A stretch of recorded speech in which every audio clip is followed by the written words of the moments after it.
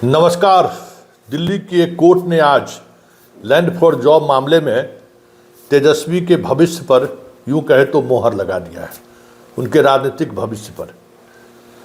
पहला ऐसा मामला है जिस मामले में तेजस्वी पर सीबीआई ने जो चार्जशीट दाखिल किया है, उस चार्जशीट को एक्सेप्ट करते हुए कोर्ट ने कहा कि लालू परिवार ने साजिश के तहत नौकरी के बदले ज़मीन ली है और सीबीआई ने जो भी डॉक्यूमेंट्स मुहैया कराया है या फिर जिन्हें नौकरी मिली है उनका बयान और जिस तरीके से उनका ज़मीन रजिस्ट्री कराया गया लालू जी के द्वारा, ये सब एक संगठित अपराध की श्रेणी में आता है। इसलिए सीबीआई ने जो चार्जशीट दाखिल किया है उस चार्जशीट को हम एक्सेप्ट करते हैं और अब इस मामले में ट्रायल चलेगा।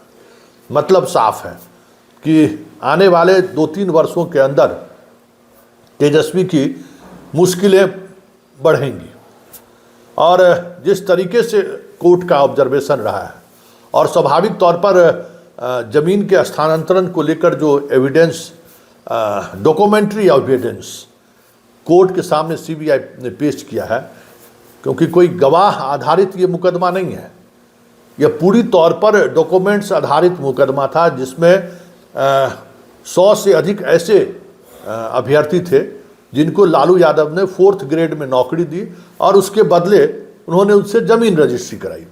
पटना में, हाजीपुर में, गोपालगंज में, बहुत सारे ज़िलों में उन्होंने ज़मीन रजिस्ट्री कराई अपने बच्चों के नाम पर। हाँ, इसके लिए बच्चा जिम्मेवार कितना है, मैं कोई मान लीजिए ज़मीन दिया, उस समय में तेजस्वी नाबालिग होंगे ही, नाबालिग 2004-05 के बात है, जब भी कभी ये हुआ होगा तो उस समय तो वो नाबालिग थे। तो नाबालिग होने की वजह के बावजूद भी उनको कोर्ट ने माना है कि आप अपराधी हैं और इस चार्जशीट के साथ ही कह सकते हैं कि तेजस्वी के लिए, लालू और राबड़ी के लिए तो अब राजनीतिक तौर पर इस मुकदमे का कोई मतलब नहीं है, लेकिन परिवार के अन्य सदस्यों, खास करके मीसा भारती और तेजस्वी जो पूरी तौर पर सक्रिय राजनीति में, इनके लिए मुश्किलात बढ़ गई है। और सिर्फ सदस्यता की बात ही नहीं है, पूरे राजनीतिक जीवन पर एक अलग तरीके का प्रतिबंध लग जाए आने वाले समय में, तो ये भी कोई बड़ी बात नहीं होगी, क्योंकि एविडेंस, डॉक्यूमेंट्री एविडेंस है। ज़्यादा दिनों तक इस मामले में अब ट्रायल के बाद सुनवाई होगी। वैसे इस ट्रायल के खिलाफ वो हाई कोर्ट भी जा सकते हैं, सुप्रीम कोर्ट भी जा सकते हैं, लंबा वक्त वो ले सकते हैं, लेकिन ज़्यादा दिनों तक ये इस मुकदमे को खींचना थोड़ा मुश्किल होता हुआ दिख रहा है। तो आप कह सकते हैं कि आज के इस फैसले ने लालू परिवार की बात को छोड़िए, तेजस्वी की मुश्किलें तो ज़रूर बढ़ा दी हैं। ज़रा सुनिए, कोर्ट के इस फैसले पर स्वाभाविक तौर पर दोनों नीरज सामने हो और बयान ना आए तो कैसे हो सकता है। सुनिए भाजपा और के नीरज क्या कह रहे हैं और जदयू के नीरज क्या कह रहे हैं। लालू यादव का पूरा परिवार क्रिमिनल सिंडिकेट चलाता है। आज कोर्ट के निर्णय से भी साबित हुआ। कोर्ट ने उन पर आरोप तय कर दिया। ये लोग राजनीति को टूल्स बना करके भ्रष्टाचार के जरिए अकूत संपत्ति इकट्ठा करने का काम करते हैं। पूरे देश में कहाँ कहाँ नहीं लालू की संपत्ति है, और मैं तो मांग करता हूं कि विदेश की संपत्तियों की भी जांच की जाए। ये परिवार पूरे बिहार को लूटा है, बिहार के सरकारी खजाने को लूटा है, बिहार की जनता के धन को लूटा है, गरीबों को लूटा है, और इसलिए बिहार की जनता ने इस परिवार को आईना भी दिखाया, 25 सीट पर इसको समेट कर रख दिया है। और एक कोर्ट का यह निर्णय साबित करता है कि कानून सबके लिए बराबर है। भारत का कानून सर्वोच्च है, श्रेष्ठ है, सबके लिए बराबर है। चाहे कोई बड़ा आदमी हो, छोटा आदमी हो, कानून सबके लिए बराबर काम करता है।